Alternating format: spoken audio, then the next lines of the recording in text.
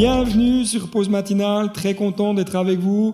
Aujourd'hui, on veut continuer notre thématique dans la découverte du livre des Proverbes et nous allons lire le chapitre 16, verset 32. Celui qui est lent à la colère vaut mieux qu'un héros et celui qui est maître de lui-même que celui qui prend des villes. Savez-vous que Dieu veut faire en vous une œuvre, non pas superficielle, mais une œuvre tout en profondeur, une œuvre où il veut agir d'une manière concrète, profonde et véritable. Lorsque nous venons à Dieu, notre cœur est totalement bouleversé. Notre cœur est totalement tout chamboulé, il y a tout un tas de choses qui tombent, etc. Il y a vraiment une action de Dieu qui en nous, on change de direction, on change d'habitude, on change dans notre quotidien. On change même de notre façon de penser. Mais sommes-nous totalement différents? Sommes-nous totalement différents? Notre personnalité, notre caractère a-t-il véritablement changé? Je pense que la réponse, vous l'avez à cette question, parce que tout n'est pas transformé comme cela du jour au lendemain. Peut-être vous comme moi avez déjà fait la triste constatation que notre vieille nature, en réalité, n'a pas si changé que cela. Qu'elle est même encore parfois bien trop présente. Celui qui est lent à la colère vaut mieux qu'un héros, nous dit le texte.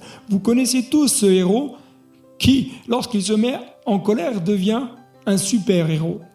Mais non, le texte nous dit celui qui est lent à la colère vaut mieux qu'un héros. On vaut mieux qu'un Hulk ou qu'un autre personnage. Bien que la colère soit un sentiment totalement naturel et que le fait d'être en colère ne signifie pas que j'ai péché, le piège que nous devons éviter, c'est de laisser cette colère prendre le dessus dans notre vie. C'est de laisser cette colère venir nous malmener. Car lorsque la colère n'est pas contenue, maintenue avec l'aide de Dieu, nous risquons de dire et de faire des choses qui ne sont pas justes et bonnes. Mais lorsque la colère est là, nous devons apprendre à revoir les choses d'une manière différente. Parce que lorsque la colère n'est pas contenue, elle va à un moment donné être une explosion disproportionnée. Elle va nous amener à dire des choses qui peuvent blesser, même profondément, ceux que nous aimons.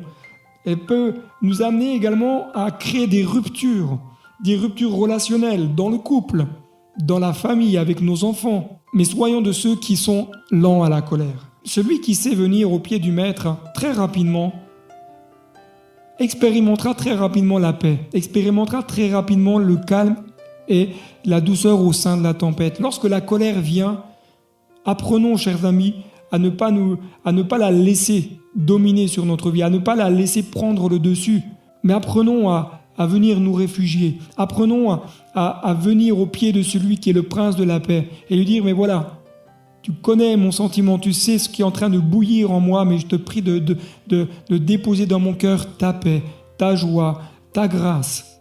Et vous verrez très rapidement la tempête se calmer petit à petit. Et c'est pour cela que j'aimerais juste vous rappeler que la colère, c'est un sentiment, c'est quelque chose qui est naturel dans notre vie. Mais que Dieu nous invite à la dépasser. Dieu nous invite à la dominer et non pas le contraire. Ce n'est pas la colère de nous dominer.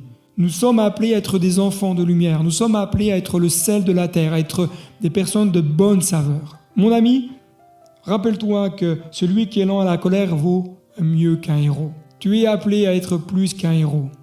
Tu seras un héros de Dieu lorsque tu prendras vraiment la victoire sur toutes ces choses. Et je t'encourage, peut-être à la maison, à dire à Jésus, mais viens m'aider, parce que dans ce domaine-là, j'ai besoin de toute ta grâce. Que Dieu vous bénisse richement et abondamment, et je vous dis à très bientôt sur Pause Matinale.